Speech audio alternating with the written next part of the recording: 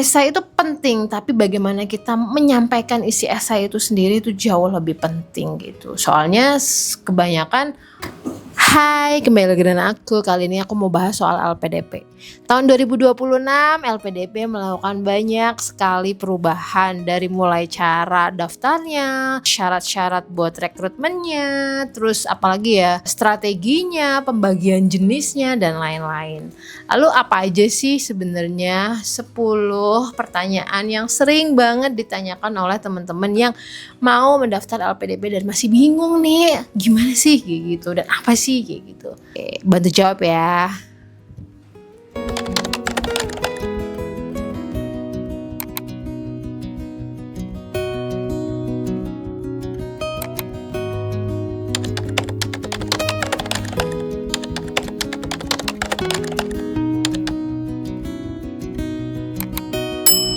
Oke, pertanyaan pertama, tentang apa sih syarat umum untuk mendaftar LPDP? Oke, sebenarnya syarat umum LPDP itu sudah ada di dashboard resmi LPDP ini di sebelah sini. Sebelah sini aja, sebelah sini ya. Ya di sebelah sini. Itu teman-teman bisa ngelihat secara detail apa aja syaratnya, kayak misalnya usia. Ya, ada batasan usia untuk LPDP. Misalnya untuk S2 yaitu syaratnya paling tua 35 tahun, dan untuk doktor paling tua adalah ini nih usianya gitu. Jadi memang ya ada minimal usia gitu. Gender nggak ada ya, syarat gender cewek cowok itu sama gitu. Lalu IPK minimum ada syaratnya. Jadi untuk S2 itu syarat IPK-nya adalah 3,00, sedangkan untuk S3 itu syaratnya adalah 3,5. Jadi lalu dokumen apa aja sih yang harus dikumpulkan dan harus disiapkan? Itu ada dokumen-dokumen yang secara umum itu sama untuk jenis LPDP reguler, LPDP afirmasi misalnya, LPDP Papua gitu, itu ada yang memang sama, kayak misalnya ijazah itu harus ada, terus transkrip, terus KTP, terus apalagi ya TOEFL resmi itu wajib banget ada untuk setiap jenis beasiswa. Namun beberapa dokumen tuh ada yang beda tergantung dari jenis beasiswa yang ingin kamu daftar. Kayak misalnya afirmasi ya, kalau nggak salah dia membutuhkan dokumen tambahan terkait SKTM ya, atau surat bahwa kita penerima bantuan dari dinas sosial kayak gitu. Kalau misalnya beasiswa reguler tidak perlu. Lalu juga ada misalnya dokumen khusus untuk daftar S2 sama S3 juga beda. Kalau misalnya S3 mungkin butuh surat dari promotor kayak gitu. Kalau S2 nggak perlu kayak gitu. Jadi kalau misalnya soal syarat secara umum itu hampir sama sih kayak gini, ada di dashboard. Kalau syarat khusus teman-teman harus download buku panduan yang memang jenis beasiswa yang ingin teman-teman tuju. Itu juga ada di sini, bisa tinggal dipilih nih mau yang mana gitu. Jadi untuk syarat khususnya beda, umumnya sama. Pertanyaan kedua adalah kapan pendaftaran LPDP dibuka dan berapa kali dalam setahun? Ya, ini kita perlu tahu, yaitu pendaftaran LPDP 1 tahun dibuka 2 kali di bulan, biasanya sih ya di bulan Februari dan di bulan Juli. Jadi teman-teman harus menyiapkan dokumen jauh-jauh hari sebelum batch LPDP itu dibuka gitu. Misalnya teman-teman harus misalnya pengen daftar di batch 2 gitu, pastikan mending dokumennya siapin dulu sebelum batch 2 itu bahkan dibuka gitu. Jadi nggak usah terlalu tergesa-gesa karena memang 1 tahun itu 2 kali gitu. Lalu pengumumannya biasanya di bulan Juni ya. Jadi lalu yang batch 2 itu pengumuman di bulan November gitu. Lalu buat kapan paling cepat masuk kuliah adalah kalau kamu ikut batch 1 itu paling cepat kuliahnya adalah bulan Agustus. Agustus kalau nggak salah. Kalau misalnya kamu ikut tahap 2 atau batch 2, kamu paling cepat masuk kuliahnya adalah di bulan Februari gitu. Jadi timeline ini tuh udah harus dikuasai sih sebelum teman-teman masuk atau mau daftar LPDP, biar enggak salah jadwal LOA atau salah intake masuknya terlalu cepat gitu, karena itu bisa menggugurkan teman-teman dari beasiswa itu sendiri kayak gitu. Pertanyaan ketiga adalah apakah harus sudah punya LOA atau letter of acceptance sebelum mendaftar beasiswa ini? Ya, ini adalah salah satu yang paling banyak bikin bingung gitu ya kan para pendaftar. Sebenarnya LPDP itu menyediakan 2 skema. Yang pertama skema LOE, jadi teman-teman yang punya LOE, dan skema non LOE. Bedanya apa? Kalau non LOE itu teman-teman akan kan nggak punya kampus nih gitu, jadi mau seleksi beasiswa dulu. Nah, tahapannya itu ada 3, administrasi, lalu tes skolastik, dan tes wawancara. Namun kalau teman-teman sudah punya LOE atau sudah punya kampus gitu ya, udah diterima di suatu kampus tertentu, teman-teman tahap beasiswa ini hanya 2, yaitu pertama administrasi dan wawancara. Nggak perlu lagi skolastik. Karena apa? Karena biasanya untuk masuk kampus pun teman-teman sudah tes skolastik atau dalam bentuk ya TPA Bappenas atau GRE, GMAT. Jadi standar kompetensi dasarnya itu sebenarnya sudah terjaring gitu. Jadi teman-teman melewati satu tahap ini udah nggak perlu lagi ikut kayak gitu. Itu aja sih bedanya gitu. Apakah ini mempengaruhi? Mungkin ini kemungkinannya lebih besar untuk keterima LPDP dan ini enggak juga gitu kan. Ini enggak berpengaruh karena banyak juga teman-teman yang non LOE yang bisa mendapatkan beasiswa LPDP. Sedangkan yang punya LOE banyak juga yang nggak dapat gitu. Yang pertanyaan keempat adalah bagaimana cara menulis esai LPDP yang lolos seleksi.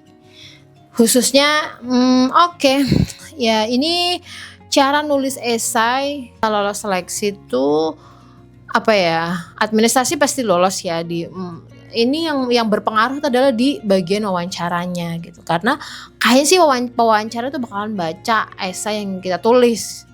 Jadi itu sih bagaimana cara nulisnya. Paling nggak dalam esai itu ada 2 hal yang harus dibahas, yaitu rencana studi dan rencana kontribusi.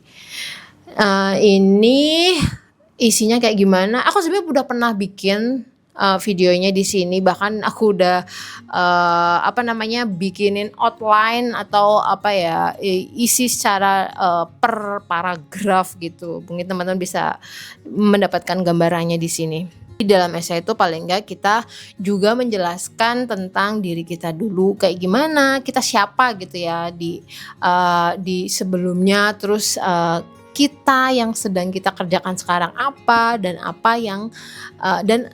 siapa kita yang ingin kita tuju dengan pendidikan yang sedang mau kita tempuh kayak gitu. Tapi jujur lagi-lagi, meskipun mungkin teman-teman bisa membuat esai yang bagus gitu ya, esai yang sangat kompak dan menarik, tapi nggak bisa diutarakan atau dibahasakan atau dikemas dengan baik ketika kita menghadapi reviewer saat wawancara, ya mungkin esai itu jadi kurang bernilai kayak gitu sih. Jadi esai itu penting, tapi bagaimana kita menyampaikan isi esai itu sendiri itu jauh lebih penting gitu. Soalnya kebanyakan mungkin kalau kita udah bisa bikin esai, kita pasti lolos seleksi administrasi ya. Ya administrasi lain lah gitu. Maksudnya semua udah komplit, udah itu. Di titik itu kita belum dibaca nih kualitas esai kita tuh kayak gimana, nggak dibaca. Yang dibaca adalah ketika justru pas wawancara kayak gitu. Untuk detailnya teman-teman lagi-lagi bisa bisa lihat punya aku yang ini ya. Pertanyaan kelima adalah berapa sih skor TOEFL atau IELTS minimal yang dibutuhkan buat daftar beasiswa LPDP. Oke, sebenarnya di dalam LPDP kan banyak banget jenisnya ya, ada afirmasi, ada reguler, ada buat PNS gitu-gitu.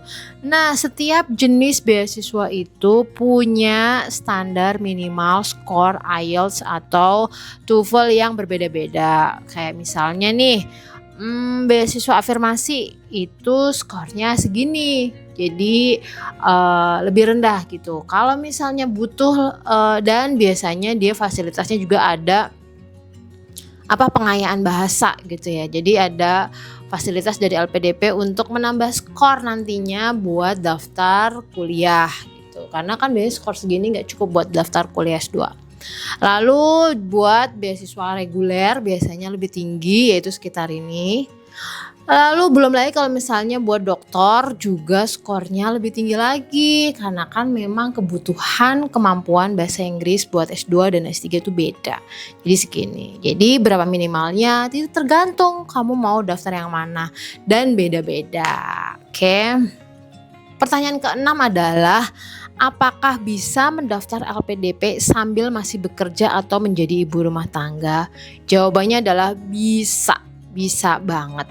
Jadi dalam proses pendaftaran teman-teman gak harus buru-buru resign atau gimana-gimana gitu ya. Tapi dalam proses pendaftaran kita bisa dalam bentuk dalam posisi sebagai apapun lah intinya. Cuma nih, yang pertama mungkin terkait dengan posisi kita adalah kita butuh yang namanya surat rekomendasi.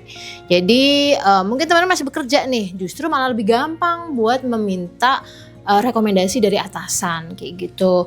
Atau misalnya jadi ibu rumah tangga itu juga nggak masalah sih. Mungkin kita bisa juga menjelaskan background kita sebagai ibu rumah tangga lalu minta surat rekomendasi dari mungkin mantan pembimbing skripsi waktu S1 gitu-gitulah itu.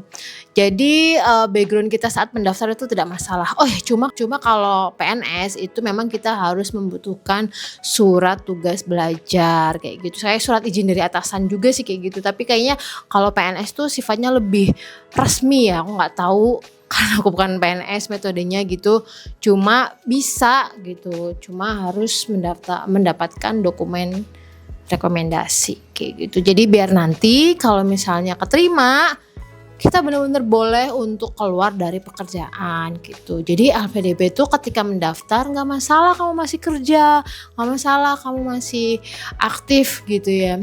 Cuma memang kalau udah dapet dan udah menjadi sah nih menjadi penerima beasiswa LPDP, kita tuh dianjurkan untuk keluar dari pekerjaan yang sedang kita geluti. Karena LPDP itu memang menuntut kita untuk lebih fokus kuliah kayak gitu biar pokoknya lulus gitu, nggak terganggu oleh kegiatan pekerjaan kita. Kayak gitu. Lalu pertanyaan berikutnya yang ketujuh adalah, apa itu seleksi substansi dan apa yang dinilai di dalamnya? Oke, mungkin banyak kalau dulu-dulu mungkin banyak yang belum paham ya maksudnya seleksi substansi itu kayak gimana. Jadi sebenarnya ini tuh kayak seleksi wawancara sebenarnya. Wawancara, tapi di sini yang mewawancarai kita itu ada 3. Kalau aku ya zaman aku 2023 ya, itu ada 3 orang yang mewawancarai dari pihak LPDP-nya, dari pihak psikolog kalau nggak salah ya. Lalu satunya lagi dari pihak ekspertis kita, bidang-bidang yang mau kita tuju gitu. Jadi mungkin sepertinya dia itu dosen kayaknya sih, soalnya tanyanya tuh lebih tentang penelitian kita kayak gitu. Nah terus ini juga di seleksi substansi itu dia menanyakan banyak hal tentang formulir yang kita tulis dan esai-esai yang kita tulis. Jadi kayak mungkin itu sesi kayak konfirmasi ulang, bener gak nih esai yang kita tulis, terus kita tuh mau kayak gimana, apa yang kita tuju, gimana kita kepribadiannya kayak gitu. Soalnya kan di seleksi substansi itu juga ada kayaknya mungkin ujian mental kali ya gitu, karena ya cukup challenging dan sebenarnya agak intimidatif juga sih, kayak maksudnya kamu kalau di bawah tekanan kayak gimana nih reaksinya, kayak gitu-gitulah gitu. Jadi memang kalau dibilang cuma wawancara doang, wawancara kan ya hanya ngobrol ya gitu. Tapi kalau di substansi sepertinya banyak hal yang mau dilihat dari calon penerima beasiswa LPDP. Jadi wawancaranya tuh memang lebih kompleks menurut aku. Dan ini subjektif sih pendapatnya.